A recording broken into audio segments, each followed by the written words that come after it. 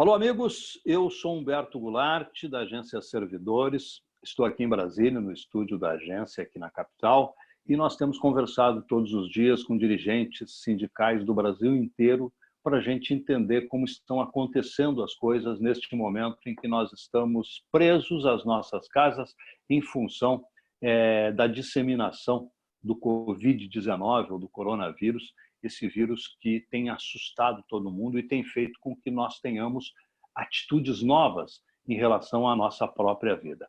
E o nosso convidado de hoje é o Beto Andrade, que é coordenador-geral do Sintep, o Sindicato dos Trabalhadores e Trabalhadoras em Educação Pública, lá do estado do Pará.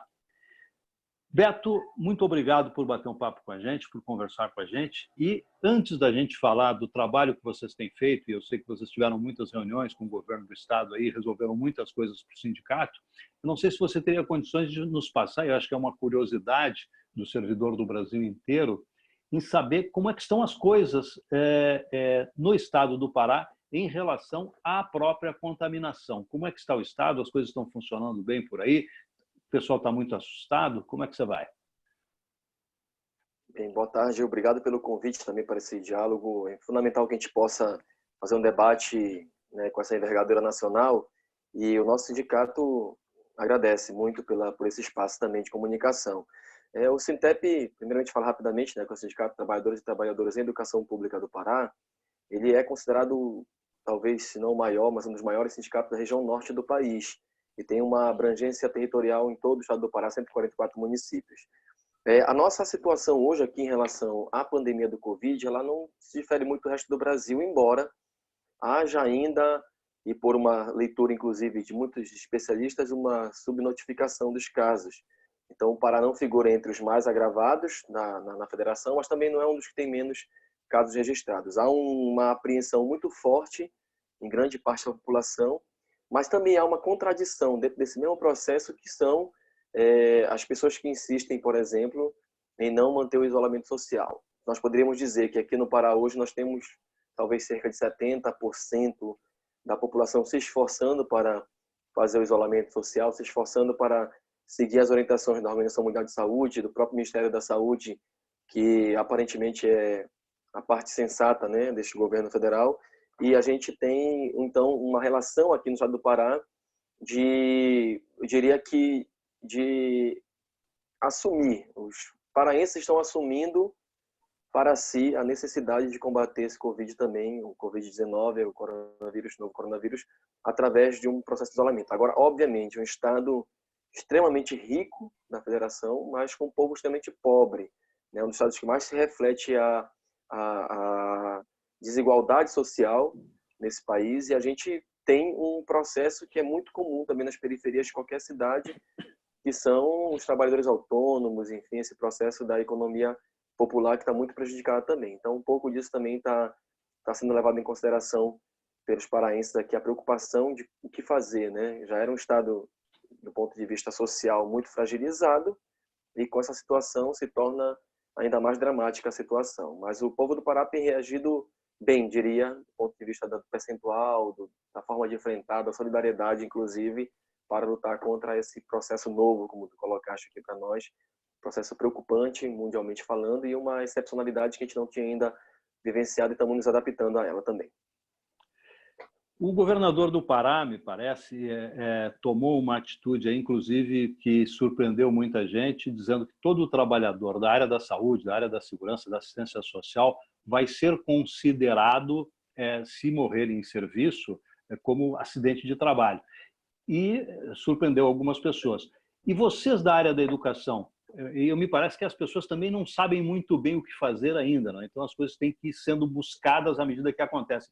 Vocês, por exemplo, só nesta semana conseguiram suspender completamente a ida dos profissionais de educação às escolas, é isso, Beto? Primeiramente, a gente tem, embora sejamos um sindicato combativo e que tem feito muitas lutas em relação à educação pública, porque a situação ela é precária no Brasil inteiro, também da educação pública, inclusive com os ataques ao conhecimento, os ataques à educação pública que foram feitos pelo governo federal mais recentemente. De qualquer maneira, o estado do Pará, a gente conseguiu um bom nível de diálogo junto ao governador do estado.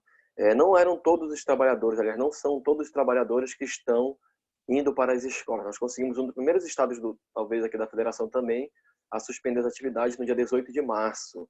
Nós fizemos um documento, o sindicato fez uma reunião, protocolou junto ao governo do estado, procurou o governador e conseguiu a confirmação no dia 18 de março da suspensão plena das aulas, ou seja, a ida dos alunos para as escolas e a ida dos professores para as escolas também foi suspensa. Ocorre que foi mantida, e aí com uma série de situações que a gente foi tratando durante esse período, a ida de alguns trabalhadores de educação, como os funcionários que são os pedagogos, os técnicos escolares, direções de escola, o pessoal da merenda, porque a leitura do governo era não ter o prejuízo na alimentação escolar para esses estudantes. Só que não está tendo a ida à escola à procura disso, e o governo converteu, então, a proposição para a entrega de cestas básicas e depois para um cartão para poder garantir minimamente que esses filhos da escola pública possam ter acesso a algum nível de segurança alimentar, já que a situação de muitos no Brasil inteiro e no Pará de procura também pela alimentação escolar na escola, além, logicamente, do processo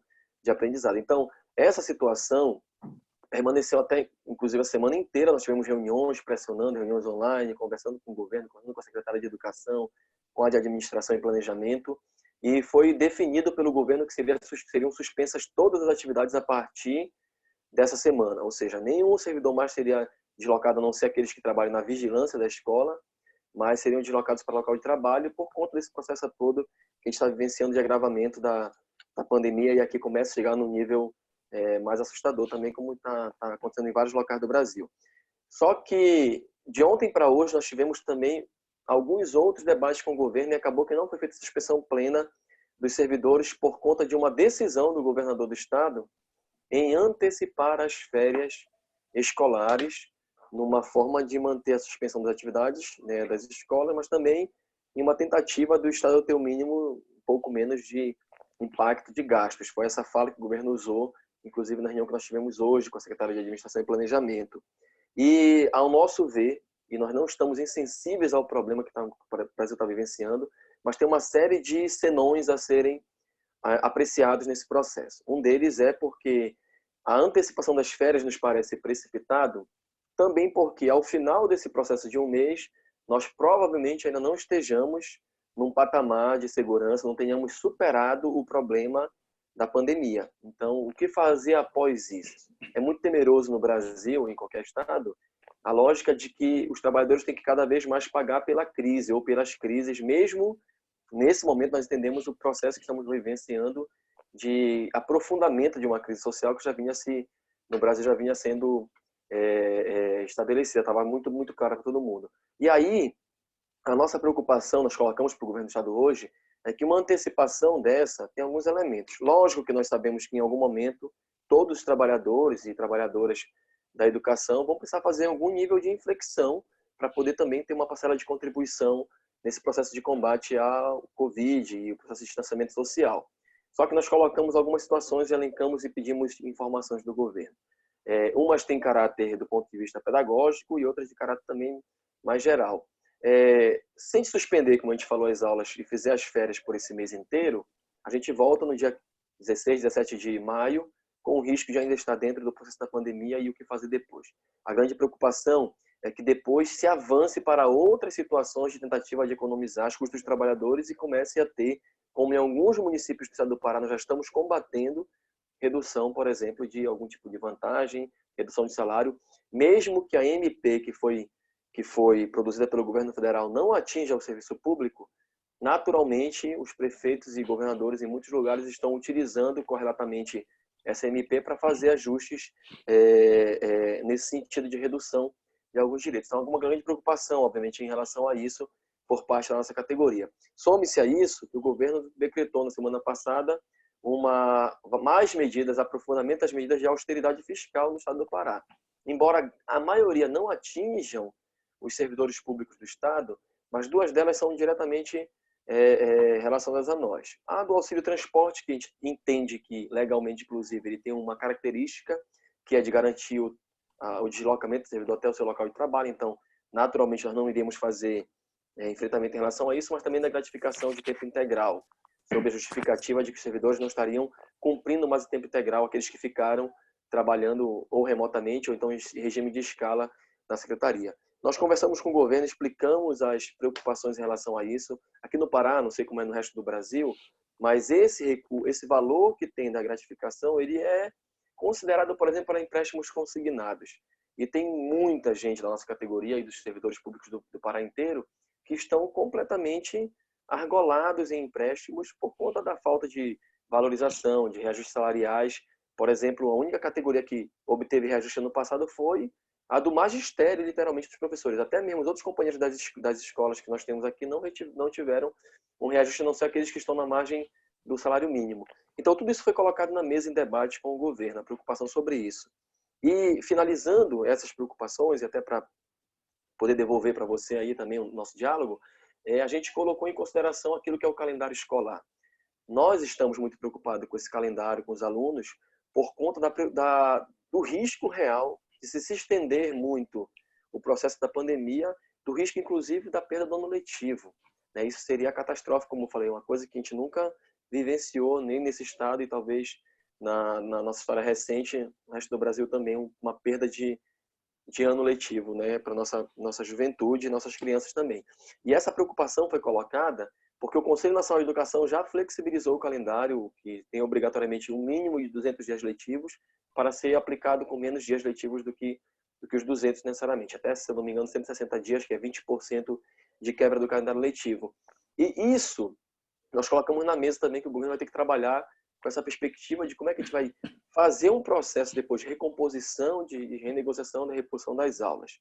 Um aspecto positivo que nós tivemos das reuniões até aqui trabalhadas, e aí eu falo muito direcionado para os companheiros da educação, que no Brasil inteiro tem enfrentado isso também, foi a confirmação, o reconhecimento do governo que as aulas que estão sendo transmitidas pela TV Cultura, que atinge metade dos municípios paraenses, e as plataformas estabelecidas de educação à distância não são consideradas como conteúdo ministrado, como aula dada, para que o aluno tenha direito a ter depois o seu processo de reposição das aulas qualitativo. Nós levantamos essa situação, o problema de que a maioria dos lares dos paraenses não tem acesso diretamente à internet e não tem também necessariamente o acesso aos conteúdos, além de que os conteúdos ministrados eles não são suficientes do ponto de vista daquilo que a gente tem. Por exemplo, vou exemplificar, se eu trabalho hoje, o horário que está destinado para essa aula à distância na TV Cultura é de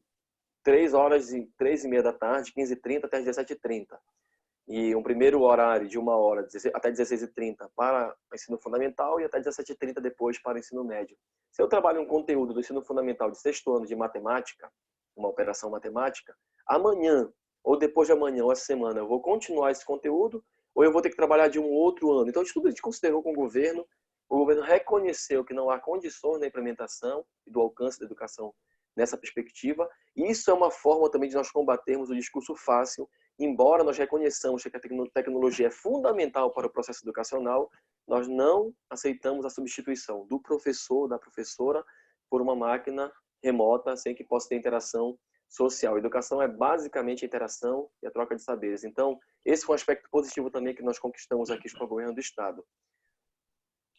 Beto, para a gente encerrar, eu gostaria que você nos colocasse a sua expectativa em relação ao trabalho do sindicalista a partir desse momento que é completamente diferente de tudo. Dá para pensar como é que o sindicalista tem que se comportar nesse momento e no momento seguinte, para a gente encerrar? Você já pensou uma perspectiva? Olha, a gente está vivendo um dia de cada vez, como a gente diz, né? É impossível que a gente projete para muito tempo. Era impensado há um mês atrás que isso tudo estivesse acontecendo, então a gente não estava preparado, a humanidade não estava preparada, na verdade, né, com tanta tecnologia para tudo isso. Então, o papel do sindicalista deve ser, e sempre a gente resgata isso no SINTEP, que é um sindicato plural, é um sindicato, para você ter uma ideia, que a composição da sua direção é feita por proporcionalidade qualificada, todas as chapas que disputam, que atingem 10% da disputa, participam da direção, e nós fazemos o tempo todo movimentos de reuniões e de encontros com a nossa categoria, com representantes por municípios, para poder manter sempre um diálogo e reafirmar a democracia, que é tão frágil em nosso país e que é tão necessária se construir. Então, primeiramente, nós já tínhamos desafios do sindicalismo brasileiro, antes mesmo dessa crise estar colocada, que era um afastamento das direções sindicais das bases, de fato, da luta, né? Talvez os processos dos governos democráticos que passaram ajudaram nesse processo de afrouxamento, de relaxamento e de falta de preparação e de manutenção da categoria em luta pelos seus direitos. Isso foi um aspecto negativo que a gente vivenciou durante esse último período. E logo depois disso, por as categorias estarem, vou usar uma expressão, desarmadas do ponto de vista da preparação para o enfrentamento também necessário, muitas vezes, com o Estado, a gente teve uma série de prejuízos e atropelos e golpes, né, que aconteceram aos direitos. A reforma trabalhista e o aprofundamento dela, com todas as medidas que estão sendo tomadas, são muito preocupantes para nós, porque desestabilizam o mundo do trabalho e levam ao serviço público, que eu trago para o serviço público esse debate, uma pecha de privilégios que não é o que a gente vive efetivamente no Brasil. Pelo contrário, nós somos os mais atacados nesse momento. Então, a nossa leitura é que o sindicalismo brasileiro vai precisar se reinventar, já precisava de uma nova roupagem, de uma reestruturação, para se aproximar cada vez mais dos interesses das categorias e não ficar nas burocracias sindicais, mas para também poder pensar quais são os próximos passos nesse novo mundo do trabalho que está surgindo, com a tecnologia, inclusive, assumindo os postos de trabalho, o que vai ser feito em relação a isso. Então, são desafios que a gente tem feito diário, debates cotidianos para poder trazer o fortalecimento. Mas o fundamental, eu creio que para essa pandemia, é que nós façamos um esforço coletivo de nos manter conectados. E aí a tecnologia ajuda muito nesse aspecto aí, para que nós possamos manter não só o nível de debate, de cobrança, mas de solidariedade, de construções humanas, de relações que possam permear esse debate da solidariedade mesmo que nós possamos traçar. Nós ontem estávamos conversando na nossa coordenação. É tão importante a gente ter essa relação com as pessoas mantida e para que a gente possa, nesse processo, manter a categoria o máximo possível informada. Eu creio, e eu sendo muito franco, a gente não joga para a torcida, quem nos conhece sabe que a gente trabalha com muita franqueza aqui, que a gente vai ter um processo muito mais difícil daqui a um período. Porque, historicamente, os que sempre estiveram no poder e que se valeram das reformas, inclusive agora com os discursos de necessidade que o povo cedesse cada vez mais, como a reforma da Previdência, o ataque que foi essa violenta reforma, a trabalhista, do ensino médio que teve na educação, eles não vão abrir mão dos seus patamares de lucro, enfim, e vão querer criar narrativas. A gente vai precisar se preparar para a disputa de narrativas na sociedade. E agora é importante dizer uma coisa, que todo esse desgaste que teve a desqualificação do serviço público, agora é importante dizer da educação, que, de certa maneira, essa pandemia que se abateu, essa crise que se aprofundou, traz à tona para o povo refletir a importância do investimento em educação, a importância do investimento em ciência e tecnologia, a importância do SUS, que é tão menosprezado e destruído pelos governos que passaram e que estão aí, e a importância do serviço público, porque aí é que estão os que vão dar o suporte direto à população nesse momento de dificuldade, que são os trabalhadores da saúde, especialmente, que são nossos heróis nesse momento, de fato, e os que não puderam ser ainda liberados. Nós estamos num confinamento como trabalhadores da educação, sofrendo por isso, porque o nosso dia a dia com todo o estresse que nós temos e os desafios, mas estar no contato direto com nossos alunos e enfim, nas escolas públicas aqui do estado do Pará, mas dizer que os desafios, nós entendemos que não temos ainda uma referência do que fazer daqui para frente. Os desafios serão tremendos e nós esperamos ter fortalecimento da classe trabalhadora nesse país para poder se colocar de pé e enfrentar, porque na minha leitura, infelizmente eu vejo que nós sairemos disso com muito mais perspectivas de humanidade, de humanização, mas por outro lado, o Estado brasileiro, os grandes proprietários do poder nesse país não vão abrir mão dos seus lucros e vão investir para que a crise, que vai se aprofundar, inevitavelmente seja paga pelos trabalhadores e trabalhadoras desse país. Então a gente tem que ter muito esforço, muita dedicação, muita coragem e muita esperança para enfrentar esse processo. Beto Andrade, coordenador-geral do Sintep do Pará, muito obrigado pela conversa com a gente aqui na Agência Servidores e que dê tudo certo para vocês aí e para todo o povo brasileiro. Abraço, amigo. Muito obrigado. Um grande abraço.